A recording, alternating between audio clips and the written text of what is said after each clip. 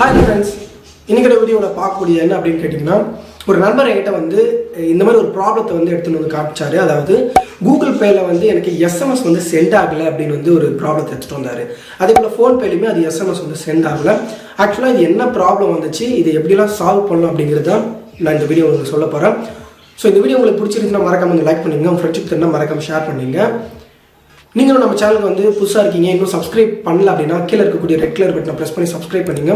கூடவே ஒரு bell ஐக்கனோட click பண்ணிட்டீங்கன்னா நாங்கள் போடக்கூடிய வீடியோஸில் உங்களுக்கு உடனுக்குடனே நோட்டிஃபிகேஷனாக வந்துடும். ஃப்ரெண்ட்ஸ், ஆக்சுவலாக இது வந்து இந்த ப்ராப்ளம் எதுக்கு வருது அப்படின்னு கேட்டிங்கன்னா, உங்களுக்கும் மெசேஜ் வந்து ரிசீவ் ஆகாத ப்ராப்ளத்தால் தான் இந்த மாதிரி வந்து மெசேஜ் வருது. ஸோ அதிலே வந்து டீட்டெயிலாக கொடுத்துருப்பாங்க. இதனால் நீங்கள் வந்து பேங்க்குக்கு போய்ட்டு மொபைல் நம்பர் லிங்க் பண்ணல அப்படின்னு நினச்சிக்கிறதோ அல்லது எந்த ப்ராப்ளமாக இருக்குது அப்படின்னு நினைக்கிறதுக்கு எந்த ஒரு பிரச்சனையுமே கிடையாது. இப்படி வருதுன்னா நீங்கள் இந்த நான் சொல்லக்கூடிய இந்த 3 மெத்தடை மட்டுமே ட்ரை பண்ணி கண்டிப்பாக உங்களுக்கு ஓப்பன் ஆகிடும்.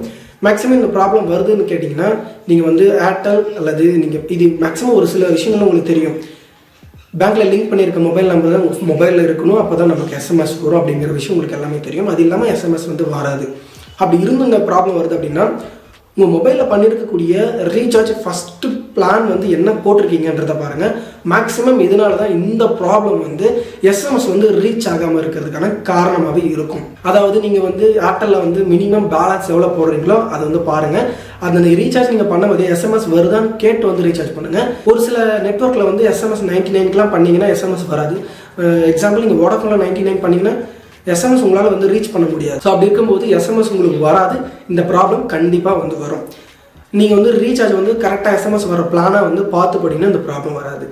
செகண்டாக வந்து பார்த்தீங்க அப்படின்னா உங்கள் மொபைல் நெட்வொர்க் வந்து கரெக்டாக இருக்கான்னு வந்து பாருங்கள்.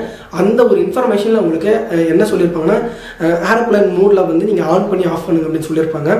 மேக்ஸிமம் இதுவும் வந்து எஸ்எம்எஸ் வருது.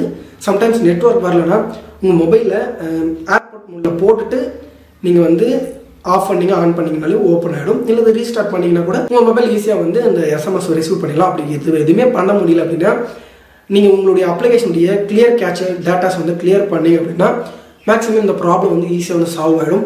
கண்டிப்பாக எஸ்எம்எஸ் உங்களுக்கு வந்துடும். ஸோ இந்த 3 மெத்தடில் மேக்ஸிமம் இந்த ப்ராப்ளம் எதனால் நிறைய பேர் எடுத்துகிட்டு வராங்க அப்படின்னு கேட்டிங்கன்னா ரீசார்ஜ் ப்ராப்ளம் தான். ஸோ மறக்காமல் நீங்கள் எஸ்எம்எஸ் வரக்கூடிய பிளானை வந்து போட்டிங்கன்னா இந்த ப்ராப்ளம் வந்து ஈஸியாக வந்து சால்வ் ஆகிடும். ஸோ ஃப்ரெண்ட்ஸ், இந்த இன்ஃபர்மேஷன் பிடிச்சிருந்துச்சு அப்படின்னா மறக்காம இந்த வீடியோக்கு ஒரு லைக் பண்ணிக்கங்க. உங்கள் ஃப்ரெண்ட்ஸுக்கும் தெரியணும்னா மறக்காம வந்து ஷேர் பண்ணிக்கோங்க. ஸோ டாடா பாய்.